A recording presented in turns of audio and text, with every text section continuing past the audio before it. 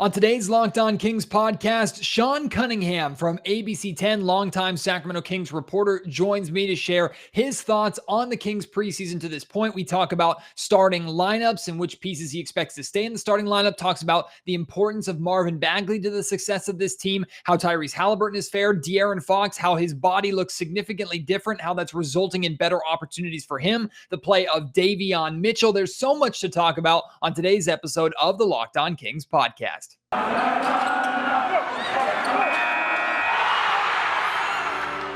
You are Locked On Kings, your daily Sacramento Kings podcast, part of the Locked On Podcast Network, your team every day. And now, ladies and gentlemen, it is that time for another episode of Locked On Kings. Hello and welcome into Locked On Kings, your podcast hub for Sacramento Kings coverage all regular season and all off season. If you're looking for in-depth analysis, game-by-game breakdowns, highlights, interviews with local and national experts, full coverage of your Sacramento Kings from January through December, this is the place for you, part of the Locked On Podcast Network. My name is Matt George. I have the privilege of being your host here. I've been a Sacramento Kings media member, Sacramento sports media member for the last 7 years. This is my 8th season covering the Kings, formerly with Sports 1140 KHTK Radio in Sacktown, now with ABC 10 Television, my first season with ABC 10. But I've been connected with ABC 10 for a while and have had friends with ABC 10 for a while, especially my guest today, Sean Cunningham, who you've heard on Locked On Kings many times. Sean and I are both very different in terms of how we approach covering the Sacramento Kings, but we work well bouncing off of each other. And Sean always provides excellent context. And Sean is someone who is very well plugged in with the organization, provides probably the best video content of the Sacramento Kings that you're going to get everywhere else, maybe even better than the own video content that the Sacramento Kings provide. No disrespect to their digital department there with the Kings organization. They do a phenomenal job, but Sean Cunningham is just that much better. And so anytime we can have him on the Locked On Kings podcast to hear what he has to say about this Kings team, it's always a treat. So my conversation with Sean is going to dominate today. Like I said in the introduction, we're talking about a wide variety of topics. I think you're going to be especially interested in what he had to say about De'Aaron Fox's comments on Davion Mitchell being one of the best defenders already, a top 5 on-ball defender in the NBA before even playing a regular season game. Sean's going to talk about the importance and significance of Marvin Bagley, and Sean has followed Marvin for many years, even before the Sacramento Kings, with his time at Duke and coming out of high school. So Sean knows what Marvin can provide for this Kings team, plus some interesting stuff on lineups and a whole lot more. I'm going to get it out of the way. It's time for my conversation with my friend and colleague from ABC 10, it's Sean Cunningham. Well, after how these first 2 preseason games went for the Sacramento Kings, I bet they wish that they counted 2-0 against 2 significant teams in the Phoenix Suns and Los Angeles Clippers. Never mind the context that neither team has been playing at full strength, and Paul George and the Clippers starters only played one half of basketball in the Kings' most recent preseason win in the Staples Center. But even though the games don't count, there still is a lot of positive to take away from what we've been seeing out of this Kings team. And here to talk about some of those positives, also point out the things that this team needs to work on, is a guy who has been around the Sacramento Kings for a long time, my colleague at ABC 10, Sean Cunningham, back with me here on Locked On Kings. Sean, currently in the car on his way down to San Francisco, getting ready to cover some San Francisco Giants playoffs. Hey, buddy, what's it like to cover the playoffs, huh?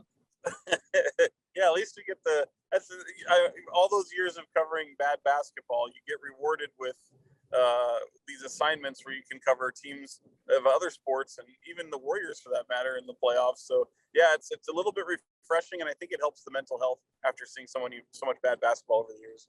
As an A's fan, I wouldn't know, but we're going to move on from that quickly because oh, that's not fair. You've been in the playoffs. You've had great moments in the playoffs. It just hasn't culminated to a championship yet. That's all. So it's been meaningless is what you're saying. Absolutely. You're right. Being an A's fan is meaningless, but the Kings are hoping to give their fan base meaning. And what we've been seeing really, Sean, in these first 2 preseason games, I think the biggest takeaway for me is, I talked about this a little bit on my most recent podcast, is the Kings are doing what they're supposed to be doing, or at least what we believe their strengths are, what we believe they've been trying to work on and correct, it looks like they are working on and in some case correcting. Now, like I said a little bit in the intro, preseason is preseason. It's not a full indication of what's going to happen actually in the regular season. And over this playoff drought, we have seen the Kings have success in the preseason before, only to fall flat when the regular season actually starts. But overall, you're looking at these two games, take away the final scores, take away the 2-0 record, and there's a lot in my mind to be positive with the Sacramento Kings group. Would you agree with that? Yeah, I mean, the thing that I think stands out the most is you only have 4 preseason games this year, which is a lot less than, I shouldn't say a lot, but it's less than what you were used to in years previous, where, you know, you got sometimes 6 preseason games. So I think the magnitude, particularly for a team that has so many new pieces, even if they're pieces that you're once familiar with, you know, guys that were acquired at midseason last year, like the Mo Harkless and Terrence Davis of the world, and then you got Alex Len rejoining you, and you know, I think you're doing a lot. It's the time for tinkering, but first and foremost, you're staying healthy, and you've come out of training camp relatively healthy, which is so far so good. Now, training camp isn't over; you're only a little over a week in, so there is that caveat. But I think that's probably the biggest thing, Matt, that I've seen, and you know, you want to make sure you're staying healthy. You're wanting to get some run, but you're not wanting to run guys into the ground. You're not trying to. You're just trying to get them guys that work and some of the taste and go up against a little bit of opposition. But we've seen the likes of Phoenix and the Clippers so far, and neither one of them are really playing important pieces. I mean, you only saw Paul George last night, who only played for about, I think it was 14 minutes or so, if that. So, you know, Kawhi Leonard doesn't play. And in the Phoenix game, we don't see a Devin Booker or Chris Paul, or even Jay Crowder for that matter. So a lot of these seasoned vets, longer in the tooth, they get some time to rest. They're clearly not the ones that have to get some burn with some of the new players and some of the new fixtures into offense and defense and things like that. But, you know, obviously this team was dead last in defense last year. It's something that they've made as a primary focus of camp. And I would say through 2 games, you can clearly see willing and able defensive plays. You can kind of see a commitment to that. I think Davion Mitchell, that you mentioned a minute ago, certainly is helping that. Tristan Thompson as well. So I like that there is some tinkering with the starting rotations going on. I kind of like what we've seen so far on the defensive end. And yeah, so far so good. You talked about the Suns not playing Booker and Paul, and DeAndre Ayton only played limited minutes of that game. Then the Los Angeles Clippers, they played their starters, and Paul George played like 14, 15 minutes, something like that. Didn't play in the second half. Compared that to the Sacramento Kings, who their starters haven't played an abundance of minutes, but they're De'Aaron, Tyrese, those guys playing in the mid-20s so far in minutes in these first couple of games. Are you okay with the Sacramento Kings playing those guys, playing their starters longer at the risk of injury or anything else to get that group more cohesive and for Luke Walton to do the workshopping that he's been doing with those rotations? Are you okay with that? Or are you a little concerned about maybe how many minutes those main pieces are playing? No, I'm okay with it because, you know, I look, I don't think we're not going to see any 30-minute outings for anybody. Clearly, I think 20 is kind of where they want to be. I'm okay with it because you have some different members of this coaching staff. You've got different defensive philosophy coming in that they're working with, and there's time to learn some of these new. I mean, Luke Walton needs all the help he can get in terms of seeing what he has. He needs to, like, you have depth right now, but is it quality depth? Like, how deep can you go? And I think that's some of the things he needs answers to. And you know, some guys, yeah, you might want to throw on. I don't think we need to see the likes of De'Aaron Fox and Harrison Barnes and Marvin Bagley and Buddy Hield for long stretches or even all 4 games. Maybe you rotate a guy out here and there. But yeah, I'm okay with it. Look, this isn't this team strives to be where the Clippers and the Suns are in terms of postseason and playoff production. So in order to get there, you have to build and begin somewhere, and that's going to be with the preseason. Locked On Kings is brought to you by Sweatblock, the antiperspirant wipes that work better than anything else on the market. They're doctor created, doctor recommended. They work for up to 7 days per use, and they provide you a dry shirt guarantee, meaning if Sweatblock doesn't keep you dry, you will get your money back. No questions asked. Sweatblock has been featured on the Rachel Ray Show, used by firefighters. It can handle their heat. It certainly can handle ours, even if it's cooling down now here in Sacramento. We finally had some fall weather, a nice breeze. Still, you can get hot, you can get sweaty, and Sweatblock can protect you all year long. It doesn't just have to be during the summertime. They've been a bestseller on Amazon for the past 10 years, have over 13,000 reviews for you to go and read and check out. Don't just take my word for it. They're currently number 1 in Amazon's antiperspirant category, manufactured in the USA, super easy to get. Like I mentioned, you can get it on Amazon, you can get it at your local CVS pharmacy. I recommend getting it at sweatblock.com, where you can use promo code LOCKEDON, all one word, and you'll get 20% off your order. I use Sweatblock. My wife used Sweatblock. It helps save us the embarrassment of those sweat stains, and just ultimately keeps us dry and more comfortable. I bet Sweatblock will do the same for you. Give it a try. The Kings have a few days off here before their 3rd preseason game, so it's right back to the training camp grind. And Sean, I haven't heard anybody really from the Kings. I haven't heard Luke Walton, the players, using it as an excuse, although Kings fans and others outside of Sacramento might interpret it as an excuse. But this is, in Luke Walton's tenure here in Sacramento, this is his first full training camp that he's had. 2 seasons ago, the training camp was cut short, with the team going to India to play the Pacers for a couple of games. And then last season, the training camp being shortened just because of the COVID shortened season.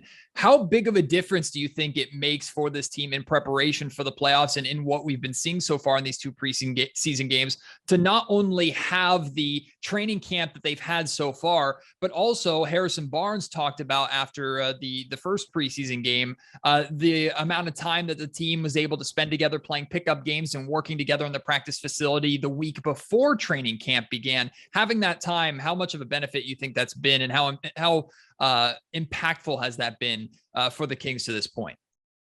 Yeah, I mean, it definitely helps chemistry and bonding. And even when you're not practicing against each other, you're doing things off the court together. You're spending time and learning. I mean, there's all these guys have their own tendencies. And when you're a rookie like Davion Mitchell coming into the league, where everything's such a new experience for you, it definitely helps build that camaraderie.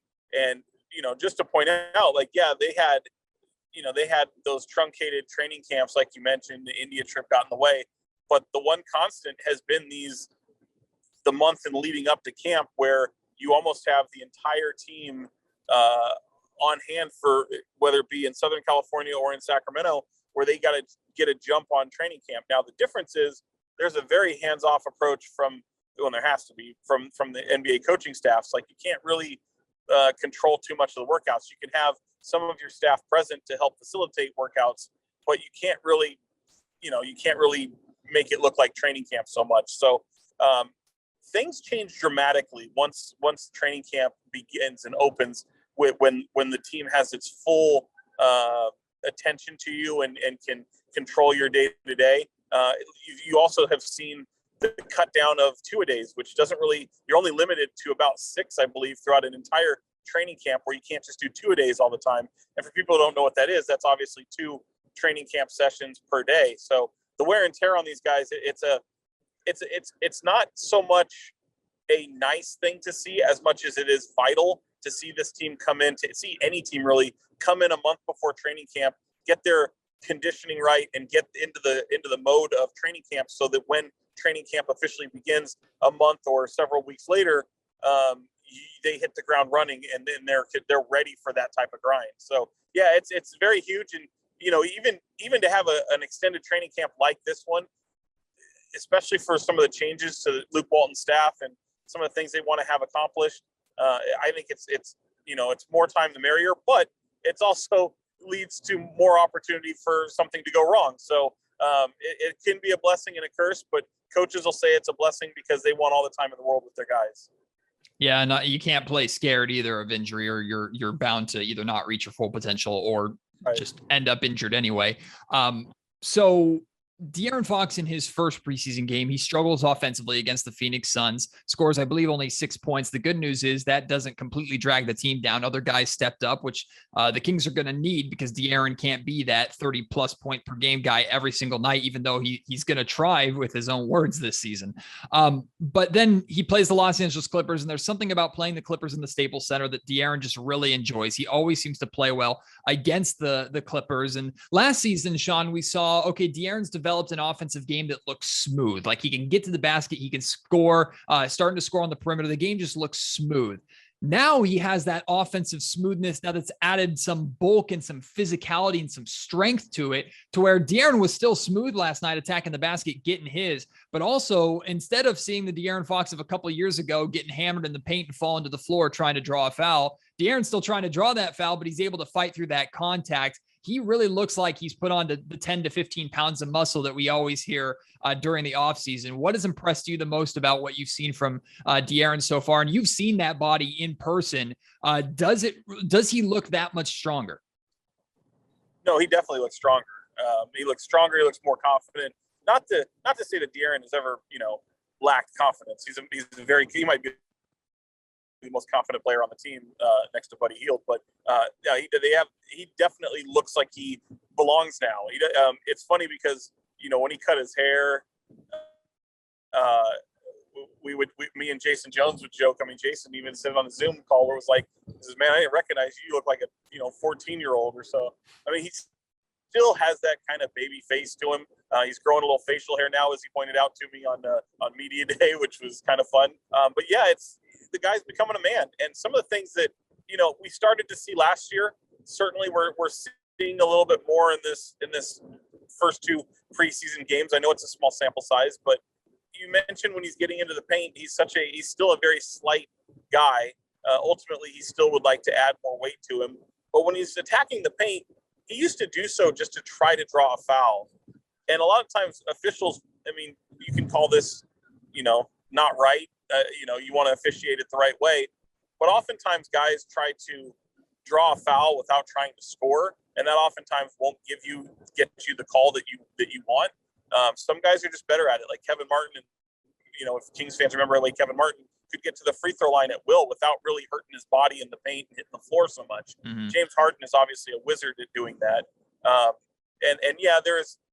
We know that there's some extracurricular things that go on that, where you're trying to draw a foul and the eye doesn't necessarily see what actually happened. So there is some acting that goes along the way, but I see Fox getting to the paint, looking to score, which draws the foul, and then he gets the call. Clearly he's not quite there yet in terms of getting the calls that maybe some of those other vets get. And that just takes some time, but I do see a more confident player going into the paint a little bit more. I look, his free throw shooting to me has always been the issue. I didn't really pay much attention to him trying to drive the paint because he's so fast that oftentimes he can just get there before anyone else can. That pull up around the free throw line is good as well. I mean, that's pretty much a patented move for him. Clearly you'd like to see that drop a little bit more than it does, but if he has a move, that's it. But it's the free throw line. It's everything he does at the free throw line. He knows that if this team is going to have success and he's going to have to score, then the free throw line has to be where his bread is buttered. And so far, so good. I think we like the results we've seen from the free throw line, but he's got to be a better than 70% free throw shooter, and not be this guy that possibly is more of the low 60s and make really one of every 2. So we've seen that progression. He knows he has to get better with that. That's the one thing I'm really paying attention to the most when it comes to him. Sean, I know you heard the praises that De'Aaron Fox threw the way of Davion Mitchell after the Clipper game. And look, the preseason is made for overreaction. It's easy to imagine somebody like me popping a microphone and saying, wow, Davion Mitchell is already a top 5 on-ball defender in the NBA without even playing a regular season game. But when a guy like De'Aaron Fox says it, who is not a bad on-ball defender himself, who's been in the league now a while and who typically doesn't over-exaggerate with stuff like this, when he says it, it carries a whole hell of a lot more weight than when someone like me says it. What were your thoughts on that praise that Fox threw Davion's way, and the comparison of the things that Davion can do that others can't, other than guys like Drew Holiday, Marcus Smart, and Patrick Beverley? Those were the three names that he listed. Yeah, well, I mean, it's funny because when I heard those comments last night, I laughed to myself. And it's easy to say that for De'Aaron Fox because he's going up against him every day in training camp. We just heard days ago when Tyrese Halliburton was telling us about, oh, I'm tired of seeing Davion's face in my grill every time, you know. Yeah. He's like, it's going to be fun in these preseason games to finally have him on my side again. De'Aaron's in the same boat. So not to say that De'Aaron was, you know, trying to pick up his teammate. I truly think he believes that. Yeah. I don't know that he's right, but yeah, when you go through a whole week and a half, a whole month of going up against Davion Mitchell, who just, you know, is that what everyone calls that pit bull, that dog who's just in your face on ball the entire time. You know, it was funny. There was moments last night in the Clipper game where Davion Mitchell picked up Paul George several times on defense. And you're thinking, okay, I've got Paul George who's all bit of 6'10", and Davion Mitchell who's not. And if you're Paul George, you're thinking, I'm just going to shoot right over this guy. Paul, now granted, it's a preseason game. I'm not taking much out of it. Paul had to work for almost every shot he got. Even when he was shooting over, like, you know, his shots weren't great. I think he went like 1 of 10 of something like that. Like, it wasn't a great shooting night for him, but Davion made him work. I mean, the guy had like, I think finished with like 9 points or something like that. But in the moments where Davion picked him up, this much longer, bigger opponent, I thought he held his own. And there was a moment where Paul George drives Davion, takes him all the way into the paint. Davion's pretty much there. Paul pivots back out in the paint and picks up 2 other defenders. The way the Kings rotated towards him was pretty nice. Paul George still scored, but it was probably one of the toughest buckets of the night for him. Locked On Kings is brought to you by our friends at Built Bar, the best tasting protein bar on the planet. That's not just a tagline, it's true. Look, I'm a picky eater. Before Built Bar, I struggled to find any protein bar and really protein-based like product that I liked. It's because I would taste more of like the protein powder or the protein mix than I would the flavor profile of whatever I was eating. That changed with Built Bar. They have amazing flavors like coconut, raspberry. My favorite is mint brownie because when I bite into a mint brownie Built Bar, I feel like I'm just biting into warmer mint chocolate chip ice cream. That's really how it is. They're covered in 100% chocolate, soft, easy to chew, absolutely delicious, and best of all, healthy for you. 17 to 18 grams of protein, calories ranging from 130 to 180, only 4 to 5 grams of sugar, and only 4 to 5 grams of net carbs. Amazing flavors, all tasty and all healthy. You can order a box of these flavors right now on Built.com. When you do, make sure you use promo code LOCKED15. You'll get 15% off your order. That's promo code LOCKED15 for 15% off at Built.com. And where would the Locked On Kings podcast be without our friends over at betonline.ag? Hey, maybe your wallet is heavier, hopefully not lighter. Maybe it's heavier because of betonline.ag. They have the best odds, the best games, the best place for all of your sports gambling. With football season here, all eyes are on the gridiron, college football, high school football. Well, that's not true. Not high school football, but professional football, NFL. That'd be weird if you could bet on high school football, and that's probably illegal. But it's not illegal to bet on the NFL. It's not illegal to bet on the NCAA. And no site gives you better odds, better fun prop bets than Bet Online. Head to the website, use your mobile device, sign up today, and you'll receive a 50% welcome bonus on your first deposit when you use promo code Locked On. From football to basketball, boxing, golf, right to your favorite Vegas casino games, prop bets, and more. Don't wait to take advantage of all the amazing offers available for the 2021 season. BetOnline is the fastest and easiest way to bet on all your favorite sports. BetOnline, where the game starts. Luke Walton told us not to read too much into the starting lineups that he's put out there. Now, 2 very different starting lineups in these first 2 games. The first starting lineup against Phoenix was maybe the most predictable one, and one that a lot of fans are expecting to be the starting 5 come the regular season, with Fox, Halliburton at the 1 and 2, Harrison Barnes playing the 3, where he continues to have success scoring the ball. Then you had Marvin Bagley playing the 4 and Rashawn Holmes playing the 5. The starting lineup in LA, I'd say, is an anomaly starting lineup with Barnes and Mo Harkless out there, Tristan Thompson playing the 5 along with Fox and Halliburton. So I'm not reading too much into that starting lineup. But between those two starting 5s and really focusing on the first starting 5 against the Phoenix Suns, what did you think about that group? Are you comfortable with that group, with Bagley being that starting 4? Are you interested in seeing a look of maybe Harrison Barnes playing the 4 and Buddy Hield playing the 3? He hasn't started in either of these games so far. Do you like the idea of Mo Harkless and Harrison Barnes together? Maybe even Tristan Thompson playing the 4? What have you thought about those starting groups so far? I honestly haven't thought much of them. The first one, I think the thing that surprised me in both of them is the fact that he's taking a look at something that I didn't think he would do, which is, and I know people are going to cringe at this because they want to see Tyrese in that starting lineup, but I honestly don't feel like, short of them starting Buddy Hield alongside them, possibly at the 3, Harrison at the 4, and then Rashawn at the 5, I don't know that we're going to see Fox and Halliburton start. Now, clearly, I have no problem in doing that, but as we've talked about last year before DeLon Wright came to Sacramento, and now he's playing in Atlanta, this team doesn't have playmaking. So they put their 2 playmakers in the starting lineup, and so that means when Buddy Hield comes off the bench, they have Davion Mitchell, puts a little bit more pressure on him. Granted, you have to leave one of those guys out there at the same time, so maybe that's when your 3-guard lineup comes into effect. But Davion's not the distributor that those guys are. He's not the playmaker that those guys are.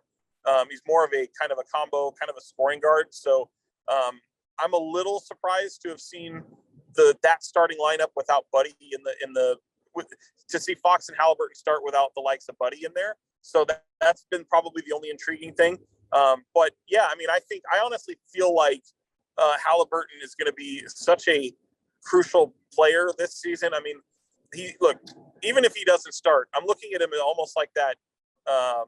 Trying to think of an example, but since I'm driving here, I can't really like 6-man where it's a Lou Williams type, only with more playmaking ability. You know what I mean? Like a Manu Ginobili, maybe, or yeah. I mean, but I'm trying to think of a playmaker too that you rely on that playmaking ability so much. So Crawford? No, he shoots threes. Kevin, our coworker, driving, he can pipe down now. Anyway. No, but at any rate, to be able to rely on that playmaking ability. Now, honestly, if you're starting 2 of them, you keep one of them on the floor at every time. That's great. So you can get by. I also wanted to see if they had somebody else kind of step up, like a point forward situation.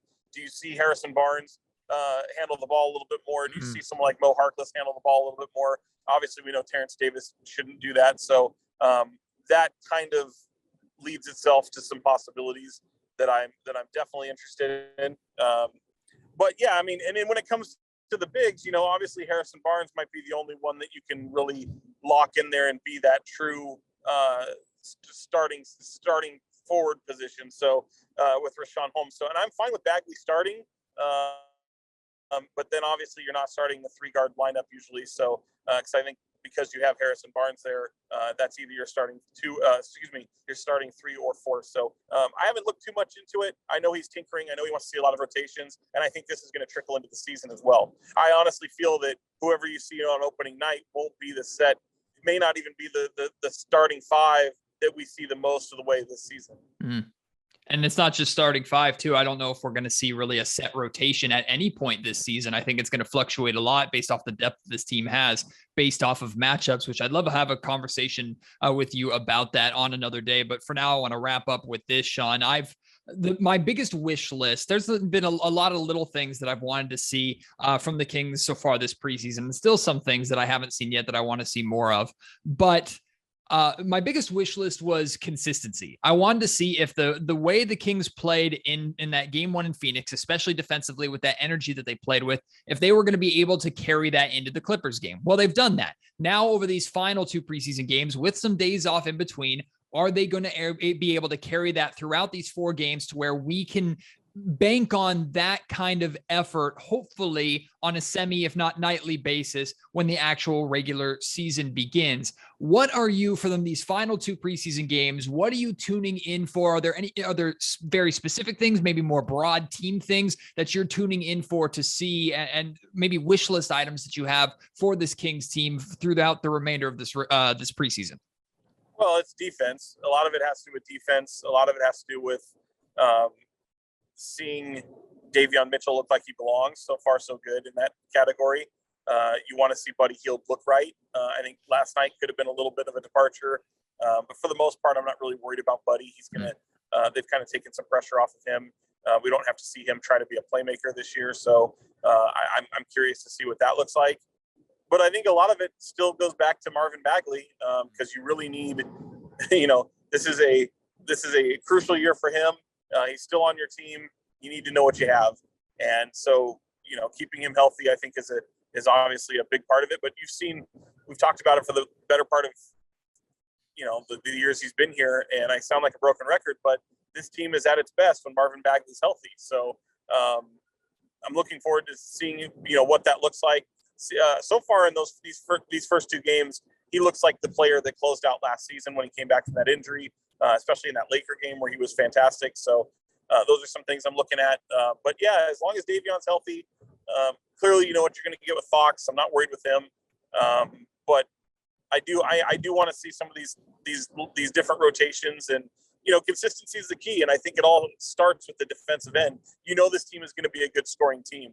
I'm not really worried about that. I think Terrence Davis gives them a really big boost there on both the offensive and defensive end. So they're a longer team. I think that's definitely going to help in the defensive category. But like we talked about, Matt, there was only room to improve. You couldn't get any worse, right? I mean, I guess you could, but you couldn't fall any farther. So this is progress. So don't take too much out of the preseason. You're playing up against a lot of guys that you ordinarily don't scout for. So and then I think the only thing I am going back to Fox for a minute, because I think there is one thing I am looking for him, and we know what he brings to the table, but oftentimes, and Buddy talked about it for the past 2 years, is like Fox plays better when he's pissed off. He has a switch that he definitely flips, and he needs to keep that switch flipped at all times. So I am looking at him to see if he can keep his foot on the gas and not wane off as he did last year around the All-Star break. He was fantastic going into the All-Star break. Coming out of that, kind of let the foot off the pedal a little bit, and then maybe pace of play. I still think this team is capable of playing faster than it does. I think they have a big advantage when they do that, especially playing on the West Coast, where a lot of these teams are playing later in the evening. Maybe they're coming off a back-to-back. Maybe that back-to-back was in a higher altitude. So you have to, when you're at home, you just have to capitalize off pace. And I think taking advantage of that is going to be a big thing. This team doesn't necessarily play with the pace that I think they should, and I am kind of looking at that going forward. That's Sean Cunningham. He's a king of media multitasking. He can do an interview with a microphone in one hand and the camera on his shoulder, and he can come here on the Locked On Kings podcast while in the car on the way to the Bay Area. Sean, thank you as always for coming on. We'll do it again very, very soon, my friend. Of course, check out all the great content that Sean provides, along with Kevin John, of course, on ABC 10. And Sean, just make sure you shoot me a couple texts. Just let me know what it's like to cover a playoff team while you're there covering the Giants. Okay, I'll live vicariously through you a little bit. See, I wasn't going to torture you. I know you don't have any love for the orange and black, so I didn't want to send anything that way. And now that they're playing the Dodgers, I know that's the one thing Ace fans and Giants fans can sit there and come together and have a meal over, is their hatred for the Dodgers. So yeah, I wasn't going to do that, but since you asked, Matt, yeah, I'll inundate you. I tell you what, I have a lot more love for the orange and black when they're playing the blue and white down there in Los Angeles. Well, really any team from Southern California. So it's jealousy, but it's out of a good place. I promise you that, Sean. Outstanding. I love it. Huge thank you to Sean Cunningham joining me while on the road there to the Bay Area. Don't worry, he wasn't driving. He was in the passenger seat. Kevin John, also from ABC 10 in the sports department, he was driving. Kevin is fantastic. I have to get Kevin here on the Locked On Kings podcast in the near future. I probably will do that. Sean's just mean to him. Sean's mean to everybody, but Sean's also an amazing guy too. It's his love language. If Sean is being mean to you at any point, that means he likes you and appreciates you, or at least that's what I tell myself to stop the tears. Always a pleasure to have Sean Cunningham on. His insight with the Sacramento Kings is second to none. Very interesting things that he had to say there. Of course, he continues to talk about the importance of Marvin Bagley, and he's absolutely right. If Marvin Bagley is playing, the Kings have their best chance to be successful. The Kings can be, or actually I would say this, the Kings will be at their best if they can figure out how to incorporate Marvin Bagley, and if Marvin can figure out how to stay on the floor. So that's a big question mark for the remainder of this preseason. I felt in these first two preseason games, he's played fine to good. He hasn't blown me away with anything, but he also hasn't looked absolutely terrible and unplayable. I still don't know how comfortable I am with him being a starter like Sean and I discussed there, but I don't know. How do you feel about Marvin Bagley being in the starting lineup? What kind of role would you use for Marvin Bagley? Your thoughts on Davion Mitchell? Has he already worked himself into potentially a starter conversation, or do you like the energy that he provides defensively coming off the bench? What about the amount of threes that Buddy Hield has been shooting up? We're going to talk more about Buddy Hield as I'm going to be joined by the Sacramento Bees' Jason Anderson. Jason has a good relationship with Buddy and has provided a lot of coverage of Buddy over the last couple of seasons. So we're going to talk about Buddy Hield and his future with the Sacramento Kings, plus a whole lot more with the Sacramento Bees' Jason Anderson on the next episode of Locked On Kings. Until then, my name is Matt George. Thank you so much for listening. You have been listening to the Locked On Kings podcast, part of the Locked On Podcast Network.